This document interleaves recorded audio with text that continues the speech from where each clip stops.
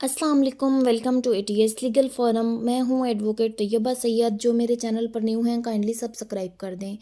अच्छा, तो आज का हमारा टॉपिक है जी विकेरियस लाइबिलिटी, जो कि लॉ ऑफ टॉर्ट्स का एक इम्पॉर्टेंट टॉपिक है।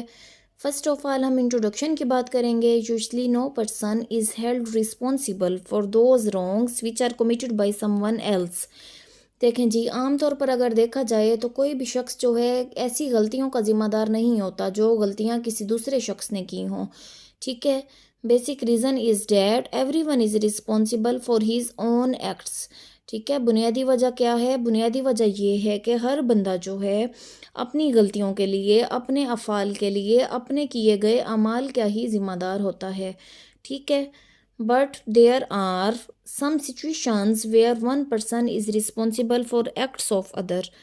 मगर क्या है जी, कुछ ऐसी सिचुएशन होती हैं जहाँ पर एक शख्स जो है वो ज़िम्मेदार हो जाता है किसी दूसरे शख्स के अमाल का, अफ़ाल का, कामों का, एक्ट्स का।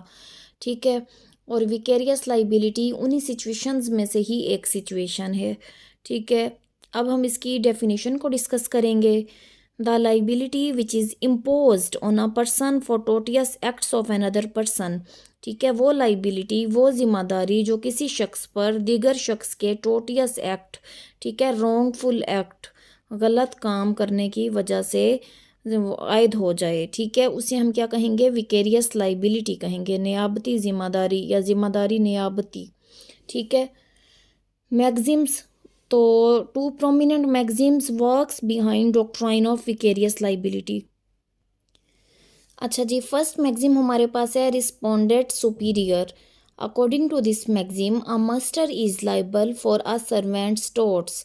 ठीक है। इस मैगजिम के मुताबिक क्या है जी, एक मास्टर, एक आका, एक मालिक, एक एम्प्लॉय क्या है जी, रिस्पॉन्सिबल है, ज़िम्मेदार है, लाइबल है फॉर अ सर्वेंट्स टॉर्ट्स, उस एक्ट के लिए जो उसके ग़ुलाम ने, उसके नौकर ने, उसके मुलाजिम ने ठीक है ना, कमिट किया हो, रॉन्गफुल एक्ट कोई भी कमिट किया हो।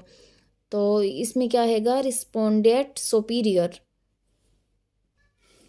अच्छा जी, सेकंड मैगजिम हमारे पास है qui facit per alium facit per se. According to this maxim if a person does an act through another person. ठीक है। इस मैगजिम के मुताबिक एक शख्स किसी दीगर शख्स को हायर कर कर, ठीक है, या उसके ज़रिए कोई काम करवाता है, ठीक है, रॉन्गफुल, कोई भी काम जो कि रॉन्गफुल एक्ट कंसीडर किया जाए according to law consider that such act is done by that person himself. ठीक है। अगर कोई बंदा है वो अपने मुलाजिम को हायर करता है किसी काम के लिए, किसी रॉन्गफुल एक्ट को कमिट करने के लिए, ठीक है, या उसकी इंस्ट्रक्शंस पर वो काम किया जाए, कोई भी दीगर शख्स करे, ठीक है, लेकिन इंस्ट्रक्शंस होनी चाहिए उस बंदे की, तो ऐसे कंसीडर किया जाएगा जैसे कि वो काम उस बंदे ने खुद परफॉर्म किया हो। ठीक है। पॉइंट नंबर 3 हमारे पास है जी हिस्टोरिकल एवोल्यूशन, कि इसका तारीख़ी इर्तका क्या है। ठीक है। इसका आगाज़ हुआ कहाँ से? As vicarious liability has been historically called master and servant liability. ठीक है। विकेरियस लाइबिलिटी जो है इसे क्या कहा गया है? हिस्टोरिकली, यानी तारीख़ी तौर पर इसे मास्टर एंड सर्वेंट लाइबिलिटी भी कहा जा सकता है। So we can say that vicarious liability evolved. इसलिए हम क्या कह सकते हैं कि इसका इर्तका कहाँ से हुआ? From master and servant liability. ठीक है। मास्टर क्या होता है? ज़िम्मेदार होता है अपने सर्वेंट के तमाम तर अफ़ाल का, लेकिन उसके लिए शर्त ये है कि वो जो उसका मुलाजिम है अभी तक उसकी मुलाजमत में हो। ये ना हो कि 1 साल पहले उसने काम छोड़ दिया हो, अभी भी बेचारा वही मास्टर ही लाइबल होगा उसकी गलतियों का। ठीक है। अच्छा जी, नेक्स्ट पॉइंट हमारे पास है सेकेंडरी लाइबिलिटी, सानवी जिम्मेदारी। Vicarious liability is a kind of secondary liability. ये कौन सी काइंड है? सेकेंडरी लाइबिलिटी की ही एक किस्म है विकेरियस लाइबिलिटी। नेक्स्ट पॉइंट हमारे पास है vicarious liability and contributory liability. देखें जी, कुछ लोग समझते हैं कि शायद ये एक ही किस्म की है, एक ही किस्म है दोनों लाइबिलिटीज़ की, लेकिन ये एक डिफरेंट चीज़ है। ठीक है ना। These exist difference between vicarious and contributory liability। vicarious होती है नियाबती ज़िम्मेदारी और contributory होता है जी इमदादी ज़िम्मेदारी। ठीक है ना। जो किसी की इमदाद यानी मदद करने की वजह से, किसी कंट्रीब्यूशन की वजह से वो लाइबल हो जाए बंदा। ठीक है ना। यानी मुआवनत करने की वजह से वो बंदा रिस्पॉन्सिबल हो जाए उस गलती को कमिट करने का। अच्छा जी, नेक्स्ट है हमारे पास situations of vicarious liability.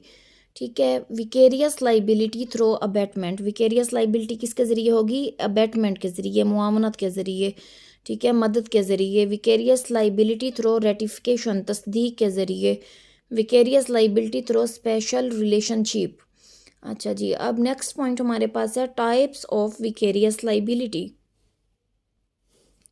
Followings are types of vicarious liability. First है एम्प्लॉयर एम्प्लॉई यानी master and servant relationship, principal and agent relationship, parent and child relationship. देखें जी, मास्टर एंड सर्वेंट में सेम होगा कि सर्वेंट के किसी रॉन्गफुल एक्ट पर लाइबल कौन होगा? मास्टर। ठीक है, प्रिंसिपल एंड एजेंट, एक एजेंसी में काम करते हुए एजेंट के हर काम का कौन जिम्मेदार होगा? प्रिंसिपल। ठीक है, पेरेंट एंड चाइल्ड, किसी बच्चे की गलती का जिम्मेदार कौन होगा? रिस्पॉन्सिबल किसको ठहराया जाएगा? उसके वालिदैन को, उसके पेरेंट्स को। अच्छा जी, तो अब हम ज़रा डिटेल में इसको डिस्कस करेंगे, मास्टर एंड सर्वेंट रिलेशनशिप को। Vicarious liability has been called master and servant liability. ठीक है, विकेरियस लाइबिलिटी को मास्टर एंड सर्वेंट लाइबिलिटी भी कहा जाता है। एग्जाम्स में आपसे विकेरियस लाइबिलिटी भी पूछा जा सकता है। ठीक है, कि एक्सप्लेन विकेरियस लाइबिलिटी, और आपसे ये भी पूछा जा सकता है कि explain master and servant liability. तो पॉइंट नंबर 1 हमारे पास आएगा मैक्सिम। इसकी एक्सप्लेनेशन में मास्टर एंड सर्वेंट रिलेशनशिप की एक्सप्लेनेशन के लिए फर्स्ट ऑफ ऑल पॉइंट हमारे पास है जी Maxim's. Flowing to maxims are important for further explanation. Respondent superior, which means master is liable for servant's torts. ठीक है, मास्टर जिम्मेदार होगा अपने सर्वेंट की, अपने मुलाजिम की गलतियों का, टोटियस एक्ट्स का, ठीक है, रॉन्गफुल एक्ट्स का, उन एक्ट्स का जो लॉ के मुताबिक गलत कंसीडर किए जाते हैं, रॉन्ग कंसीडर किए जाते हैं। However it is necessary such टोट्स should commit during course of service. देखें जी, वही बात आ गई कि ये ज़रूरी है इसके लिए कि वो जो मुलाजिम गलती कोई भी कमिट करे, ठीक है, कोई भी रॉन्गफुल एक्ट करे, वो दौरान सर्विस होना ज़रूरी है। ठीक है, कोई फैसिट पर एलियम फैसिट पर सी, which means if a person does an act through another person, law considers that such act is done by himself. ठीक है, इसका मतलब है अगर एक शख्स जो है यानी मालिक जो है मुलाजिम को हायर किया हुआ है उसने, ठीक है, और मुलाजिम के ज़रिए वो कोई रॉन्गफुल एक्ट करवाता है, तो मालिक को कंसीडर किया जाएगा ऐसे ही कि उसने खुद गलती की हो। ठीक है ना, कोई भी बंदा जो है किसी दूसरे बंदे को अब इंटेंशन रखते हुए कि उसने रॉन्गफुल एक्ट कोई कमिट करना है, ठीक है ना, तो उसे इंस्ट्रक्शंस दे कोई भी रॉन्गफुल एक्ट करने के लिए जो अकॉर्डिंग टू लॉ जो है वो रॉन्ग कंसीडर किया जाए, ठीक है ना, तो वो बंदा क्या होगा? खुद रिस्पॉन्सिबल होगा। उसे ऐसा समझा जाएगा कानून में कि जैसे उसने वो काम खुद किया हो। मास्टर्स विकेरियस लाइबिलिटी, अब देखना क्या है कि मास्टर की विकेरियस लाइबिलिटी कहाँ कहाँ पर हो सकती है। ठीक है, under torts law master is considered liable for tortious acts of his servant to third party और पर्सन। देखें जी, टोट्स के अंदर कुछ ऐसी सिचुएशंस हैं, कुछ ऐसे काम हैं, कुछ ऐसे मामलात हैं जहाँ पर मास्टर को थर्ड पार्टी के लिए ज़िम्मेदार ठहराया जाएगा। ठीक है, अपने मुलाजिम की किसी गलती करने पर वो किसको जवाबदेह होगा? थर्ड पार्टी को। ठीक है, और वो गलतियां कौन कौन सी हैं? कमीशन ऑफ क्रिमिनल एक्ट, अगर उसका मुलाजिम क्या करे? कोई क्रिमिनल इंटेंशन रखते हुए, गिल्टी माइंड रखते हुए किसी एक्ट को परफॉर्म करे। ठीक है, criminal act. Commission of intentional wrong, जानबूझकर किसी गलती का इर्तिकाब करे। कमीशन ऑफ फ्रॉडलेंट एक्ट, जानबूझकर किसी को धोखा दे। Commission of wrong in emergency, ठीक है, जल्दबाजी में किसी गलती का इर्तिकाब कर दे, ठीक है, और वो दूसरे बंदे के यानी जो थर्ड पार्टी है उसके नुकसान की वजह बन जाए। एग्जीक्यूशन ऑफ ऑर्डर, या अपने मालिक की ऑर्डर की तकमील करते हुए किसी गलती का इर्तिकाब करे। ठीक है, डेलीगेशन ऑफ ड्यूटी, या वो उस गलती को करने के लिए अपनी ड्यूटी समझे क्योंकि उसके मालिक ने उसे हुक्म दे दिया है। ठीक है ना, अपने मालिक की, अपने मास्टर की कमांड पर वो क्या कर रहा है जी? वो किसी रॉन्गफुल एक्ट को परफॉर्म कर रहा है, तो वो उसने क्या समझा? सर्वेंट ने अपनी ड्यूटी तो समझकर किसी रॉन्गफुल एक्ट को परफॉर्म किया, तो इसे क्या कहेंगे? Delegation of duty. फिर उसके बाद है कि एग्जाम्पल क्या है? Master is responsible for car accident which has been committed by his servant. ठीक है, मास्टर क्या है, लाइबल है, रिस्पॉन्सिबल है, जिम्मेदार है उस एक्सीडेंट के लिए, उस कार के हादसे के लिए जो उसने मुलाजिम ने किया। ठीक है ना, चाहे वो इंटेंशनल हो, चाहे उसमें निग्लिजेंस का आंसर हो, कोई भी हो। Master when not liable for servant's torts. अच्छा जी, कुछ ऐसी सिचुएशंस हैं जहाँ पर मास्टर जो है वो लाइबल नहीं है सर्वेंट के टोटियस एक्ट्स का। ठीक है ना, उसे जिम्मेदार कभी भी नहीं तस्वर किया जाएगा। In following situations when he has temporarily lent his servant to another person. देखें जी, जब उसने आर्जी तौर पर अपने मुलाजिम को किराए पर दे दिया हो किसी दीगर शख्स को, अपने दोस्त को, किसी को, सपोज। ठीक है ना, तो इस सिचुएशन में अब मास्टर जो है ओरिजिनल उस सर्वेंट का मास्टर जो है, मालिक जो है, वो लाइबल नहीं होगा उसकी किसी गलती कमिट करने पर।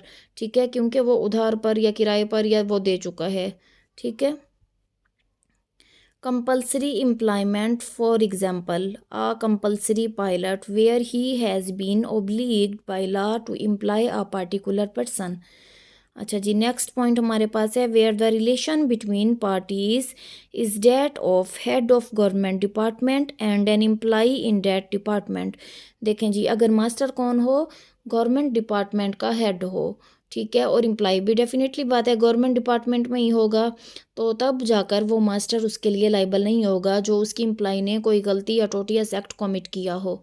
ठीक है, होप सो आपको आज के टॉपिक की समझ आ गई होगी। मिलते हैं एक जल्द नए टॉपिक में। इसके साथ ही आपसे इजाज़त चाहती हूँ। अल्लाह हाफिज़।